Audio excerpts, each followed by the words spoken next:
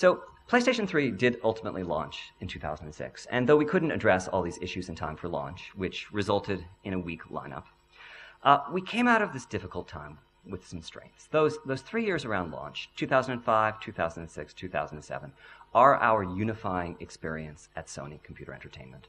Anyone who lived through those times understands the need for international collaboration, the value of frank and open conversation. The franker the better, we're all in this together. The importance not just of hardware, but also software and tools, and the vital role of third parties in the success of the platform. Conversations that would have been impossible to have in 2004 were just an everyday way of doing business by 2008.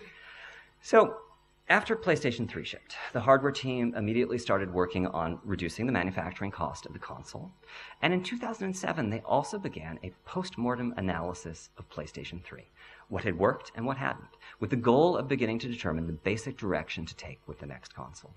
In other words, this was the initial step in the creation of PlayStation 4. And for the first time in Sony Computer Entertainment's history, this process was inclusive and collaborative. The ICE team and other tools and technology teams were invited to participate. Now, the most obvious path forward was to continue to use Cell. Though the learning curve had been steep, it was clear that mastery of SPUs was leading to some amazing titles like Uncharted Drake's Fortune. So it was definitely an option to continue using Cell, perhaps even enhancing it to making it more powerful or easier to use. But there were other options too. We could move to a more conventional architecture with just a CPU and a GPU. If we went with that approach, choosing a CPU would be a very big deal because that would determine which vendor we worked with and thereby determine pretty much every aspect of our project: timeline, business structure, development cost, and the like. So there were two main possibilities for CPU. The PowerPC architecture that we used in PlayStation 3 and Cell, and the x86 architecture used in pretty much every modern PC. And the conventional wisdom, as expressed by a number of the first-party game programmers, was that the x86 architecture was unusable in a games console. And I took this very seriously. A console needs to be competitive with a much more powerful PC. And if game programmers need the more straightforward PowerPC architecture to make that happen, I understand. I just wondered if this was true. Because the potential design space of PlayStation 4 was going to be pretty limited if we couldn't use the x86 CPU. So I spent my November holiday in 2007 researching the 30-something year history of the x86, all the way from its creation in the 1970s up through the most recent enhancements.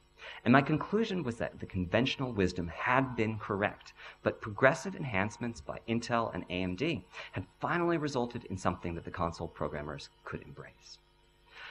And then I started thinking, I just sacrificed my holiday to investigate some philosophical point for a console that I'm not really assigned to be working on, that won't be released for 5 years. That's passion, that's enthusiasm.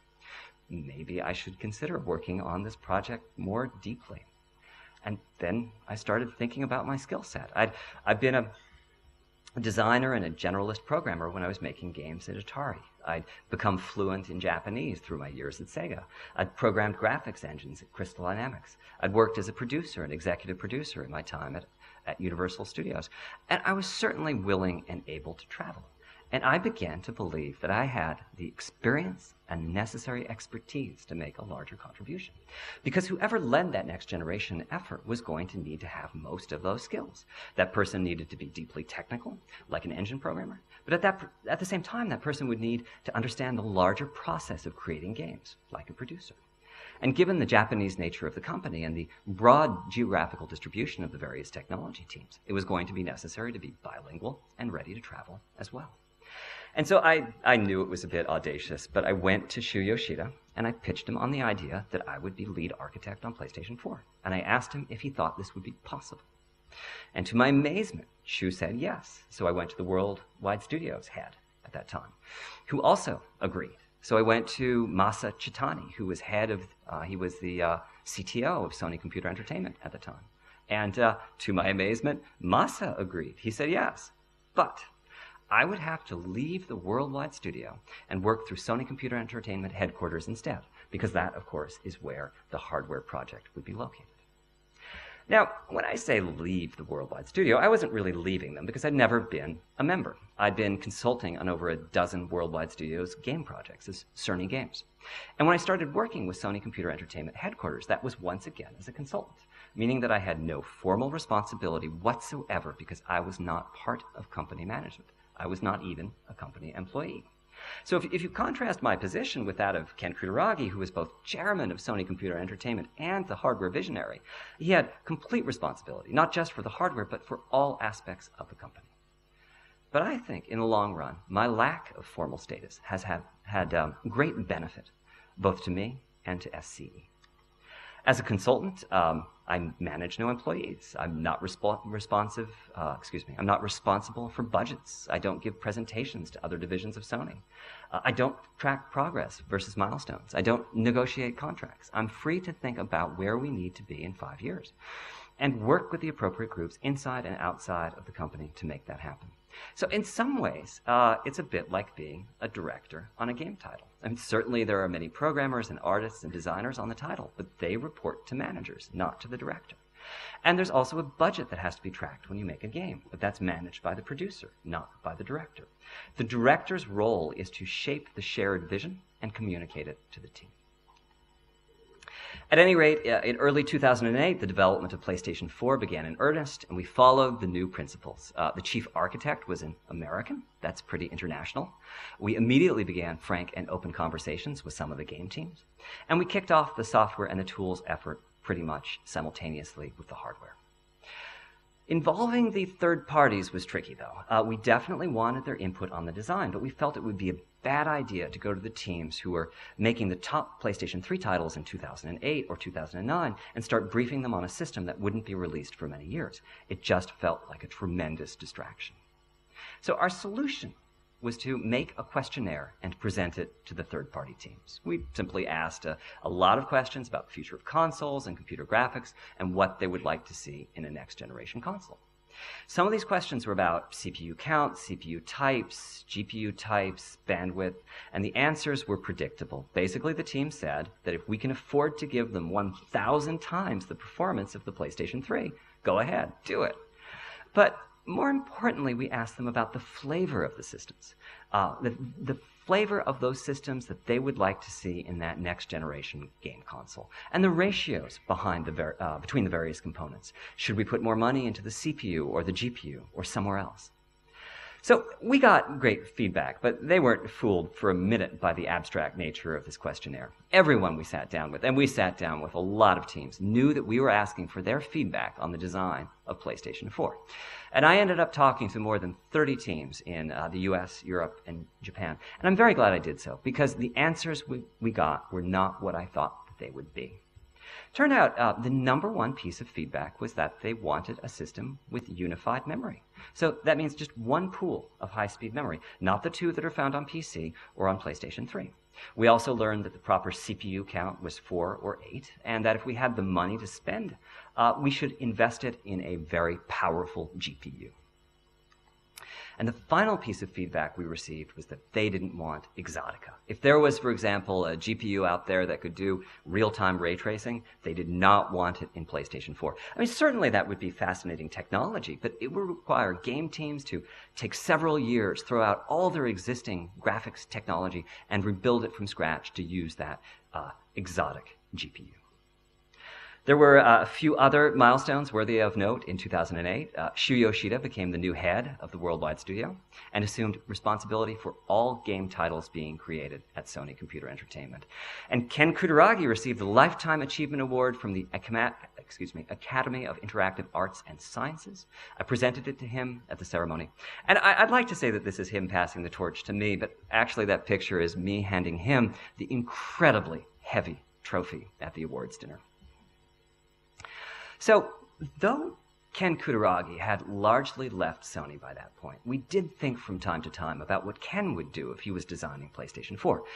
It's tough, though. Ken is a true genius. I mean, I remember at one time during the development of PlayStation 3, around 2004 or so, I was talking about triangle counts, at which point Ken said, in no uncertain terms, that anyone who talks about triangle counts is misguided.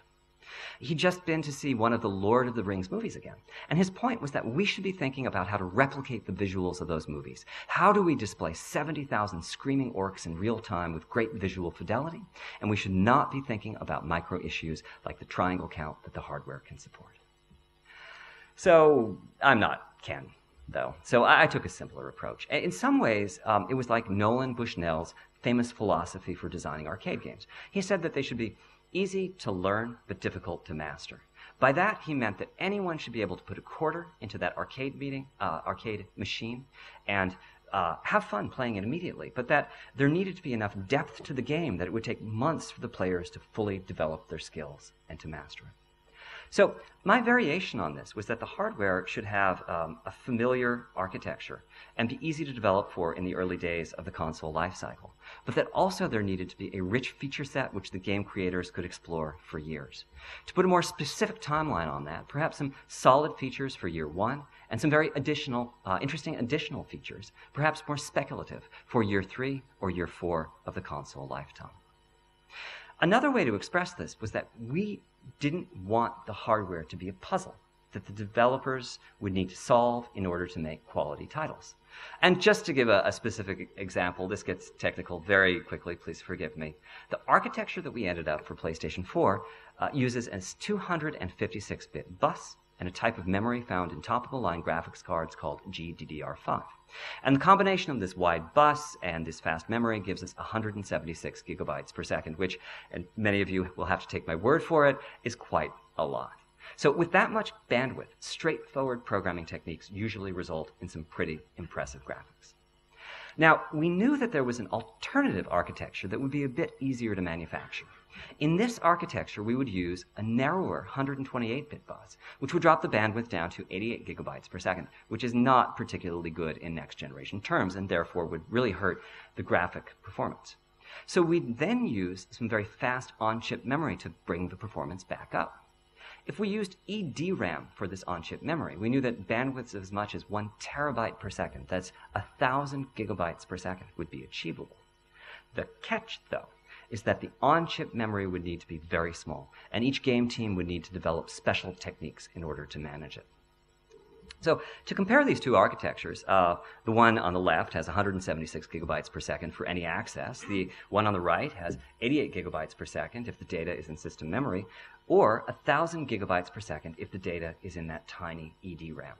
And at first glance, the architecture on the right looks far superior to the one on the left. Sure, it takes a while to figure out how to use it, but once you understand how to use that little cache of EDRAM, you can unlock the full potential of the hardware. But to our new way of thinking, the straightforward approach on the left is definitely advantageous. It gives us excellent day one performance, and we can find other features for the programmers to explore in later years. So in other words, it may be counterintuitive, but 176 is much larger than 1088.